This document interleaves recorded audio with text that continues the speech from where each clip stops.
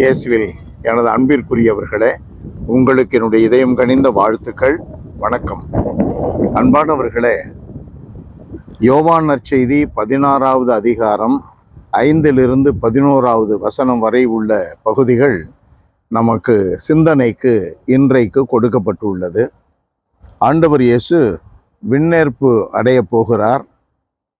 ஆகையினால் விண்ணேற்பு அடைந்த பின்னர் அனுப்பப்பட போகிற தூய ஆவியை குறித்து ஆண்டவர் தன்னுடைய சீடர்களிடம் பேசிக்கொண்டிருக்கிற பகுதிதான் இன்றைய நற்செய்தி பகுதி. முக்கியமாக ஆவியானவர் வந்து பாவம், நீதி, தீர்ப்பு ஆகியவை பற்றி உலகினர் கொண்டுள்ள கருத்துக்கள் தவறானவை என எடுத்து காட்டுவார். பாவம் பற்றி அவர்கள் கருத்து தவறானது, ஏனெனில் என்னிடம் அவர்கள் நம்பிக்கை கொள்ளவில்லை. நீதி பற்றி அவர்கள் கருத்து தவறானது, ஏனெனில் நான் தந்தையிடம் செல்கிறேன், என்னை காண மாட்டீர்கள். தீர்ப்பு பற்றி அவர்கள் கருத்து தவறானது, ஏனெனில் இவ்வுலகின் தலைவன் தண்டனை பெற்றுவிட்டான் என்று இயேசு சொல்லுகிறார். அன்பிற்குரியவர்களே, ஆண்டவர் இயேசு அவருடைய ஆவியானவர் வரும்பொழுது குறிப்பிடுகிறார், பாவம், நீதி, தீர்ப்பு இவைகளை பற்றி உலகினர் கொண்டுள்ள கருத்து தவறானது. அதுபோல நீதி பற்றி, அதே போல தீர்ப்பு பற்றி இவைகள் எதை சொல்லுகிறது? ஆவியானவருடைய தூண்டுதல் இல்லாமல் பாவம், நீதி, தீர்ப்பு இவைகளை குறித்து ஒரு மனிதன் கடவுள் என்னிடம் பேசினார் என்று சொல்லி மக்கள் மத்தியிலே பிரச்சாரம் செய்து கொண்டிருக்கிறான் என்றால் அவன் பொய்யனாகி விடுகிறான். அவனிடம் உண்மை இருப்பது இல்லை. காரணம், ஆவியானவர் அங்கே செயல்படவில்லை. அதற்கு காரணம், உண்மையில் இயேசுவில் அவன் நம்பிக்கை வைக்கவில்லை.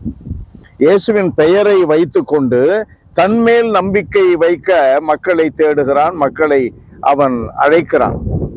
அந்த கருத்தை நாம் புரிந்து கொள்ள வேண்டும். இன்றைக்கு நிறைய அப்படி தோன்றி இருக்கிறார்கள்.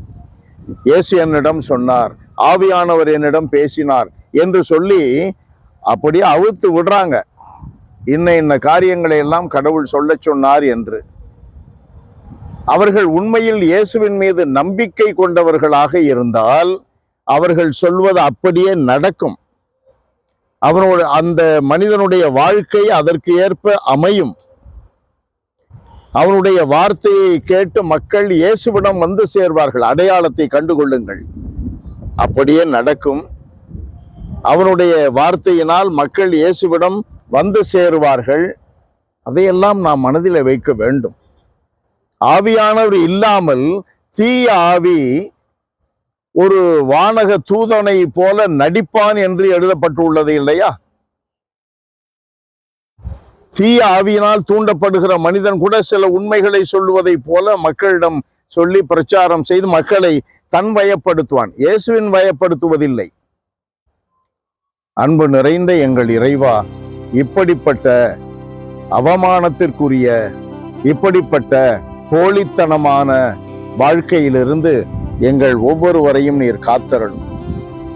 உம்முடைய திருமகனும் எங்கள் மீட்பருமான இயேசு கிறிஸ்துவினுடைய மீட்பு தன்மை மீது, இயேசு கிறிஸ்துவின் மீது நாங்கள் நம்பிக்கை கொண்டு உண்மையாகவே நம்பிக்கை உள்ளவர்களாக வாழ்ந்து தூய ஆவியினால் தூண்டப்பட்டவர்களாக மக்கள் மத்தியில் உம்முடைய மகிமைக்காக நாங்கள் வாழுகின்ற வரத்தை எங்களுக்கு தந்தரணும்.